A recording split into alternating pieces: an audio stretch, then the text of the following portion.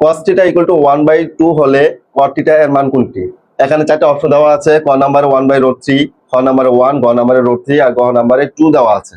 তাহলে দেখো দেওয়া আছে cot থিটা, দেওয়া আছে cos থিটা ইকুয়াল টু 1/2। তাহলে আমরা cos কত ডিগ্রি হলে হাফ বের হয় এটা আমরা দেখব। আমরা cos এর মান মনে করো যে জানি না, আমরা sin এর মানগুলো বের করি।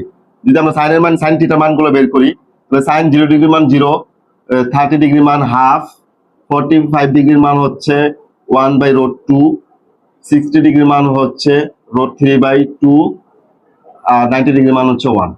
তাহলে এটাকে উল্টো করে দিলেই তো cos এর মান বের হয়। তাহলে cos এটা 0 ডিগ্রি মান, এটা cos 30 ডিগ্রি মান, এটা 45 ডিগ্রি মান, এটা 60 ডিগ্রি মান, অর্থাৎ cos 60 ডিগ্রি মান কত? হাফ। তাহলে cos 60 ডিগ্রি, দেখো cos থিটা সমান cos 60 ডিগ্রি, অতএব theta equal to 60 degree. cot থিটার মান যদি আমরা বের করি, তাহলে থিটা ইকুয়াল টু কত হয়েছে? 60 ডিগ্রি। তো 60 ডিগ্রি সমান কত? আমরা cot থিটার মান জানি না, আমরা tan থিটার মানগুলো যদি বের করি, tan theta equal to tan 0 degree মান 0, tan 30 ডিগ্রি মান 1/√3, tan 45 ডিগ্রি মান 1, tan 60 ডিগ্রি মান √3, tan 90 ডিগ্রি মান অসংজ্ঞায়িত।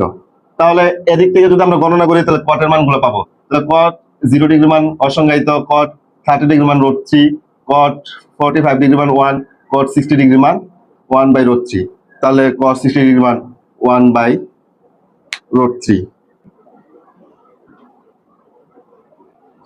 তাহলে 1/√3 কোথায় আছে? 1/√3 আছে এইখানে, ক নাম্বার সঠিক। ওকে।